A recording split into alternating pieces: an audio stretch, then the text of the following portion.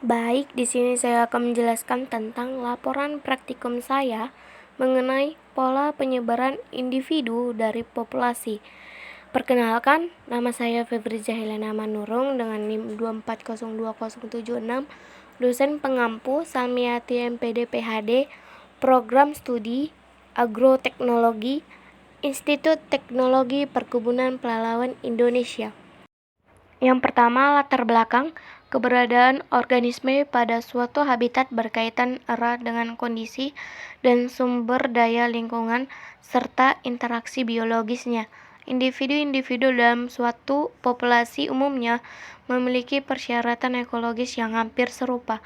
Akibatnya, individu-individu tersebut akan memanfaatkan kondisi dan sumber daya lingkungan yang juga hampir serupa sehingga terjadi keselingkupan.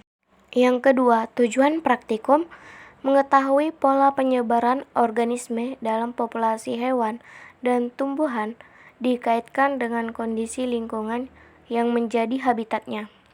Alat dan bahan: yang pertama, kuadrat ukuran 1 meter kali 1 meter. Yang kedua, kantung plastik. Yang ketiga, termometer tanah.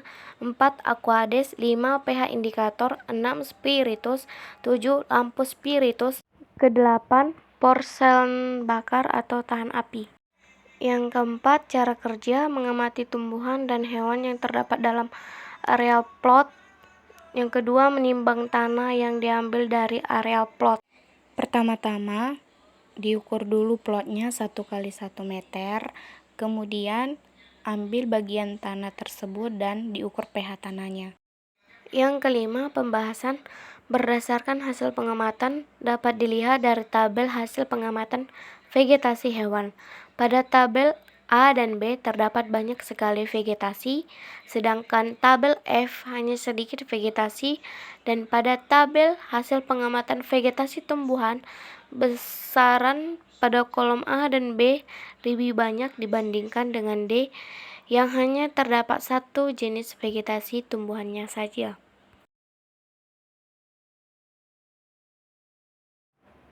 Hasil dokumentasinya, hasil praktikum yang kami lakukan. Yang keenam, kesimpulan berdasarkan hasil pengamatan dapat dilihat dari tabel hasil pengamatan vegetasi hewan.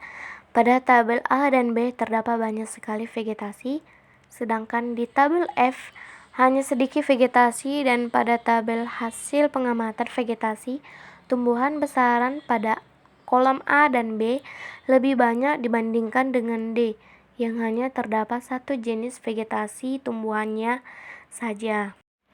Yang ketujuh, daftar pustaka.